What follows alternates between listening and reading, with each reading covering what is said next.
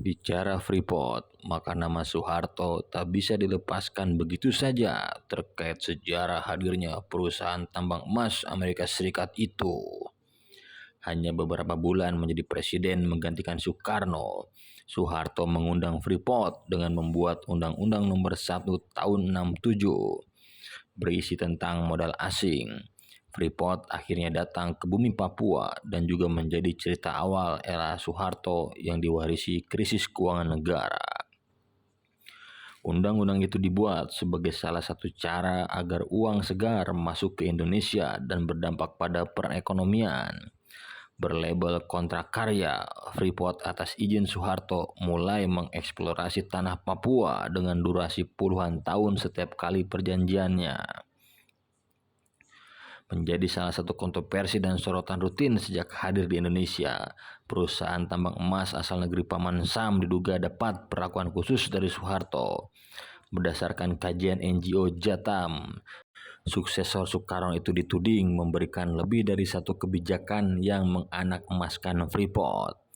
Katanya karena faktor ekonomi yang morat-marit dan butuh percepatan, maka modal asing dinilai jadi pintu keluarnya. Menurut undang-undang itu, Freeport mendapat fasilitas lebih seperti sejak beroperasi mereka bebas pajak selama 3 tahun. Setelah itu, Soeharto kembali memberikan diskon pajak pada Freeport sebesar 35% selama 7 tahun setelah memasuki tahun keempat.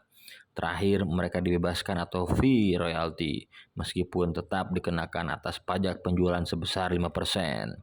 Sudah 2 kali kontrak karya dibuat, tambang emas itu nyatanya masih bercokol meskipun beberapa poin isunya sudah disesuaikan. Lebih dari itu, pihak Jatam pun menyoroti soal kerusakan alam dan lingkungan setempat di mana lokasi tambang emas itu berada. Kabar dari NGO itu, sudah ada 6 aliran sungai yang hilang dan Freeport akhirnya menjadi salah satu biang keladi. Akhirnya Freeport mau tidak mau menjadi bagian sejarah Soeharto yang ketika itu menjadi presiden Indonesia yang kedua.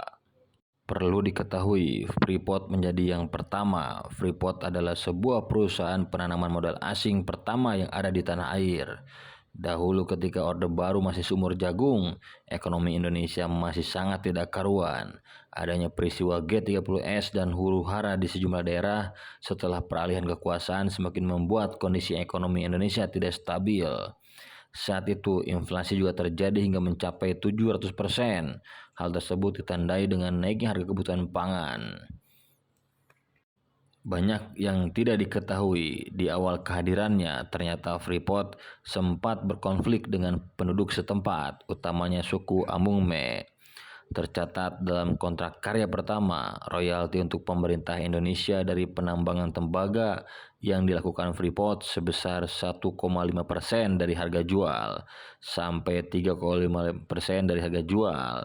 Untuk emas dan perak sendiri ditetapkan sebesar 1% dari harga jual.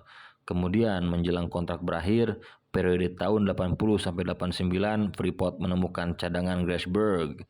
Terakhir tahun 91, pemerintah Indonesia mengizinkan Freeport untuk terus menambang di Papua dengan jangka waktu 30 tahun ke depan atau hingga tahun 2021 dengan hak perpanjangan sampai dengan 2 kali 10 tahun. Selama di Indonesia, Freeport menambang tembaga, emas, dan juga perak, sehingga Grasberg disebut sebagai tambang emas terbesar di dunia.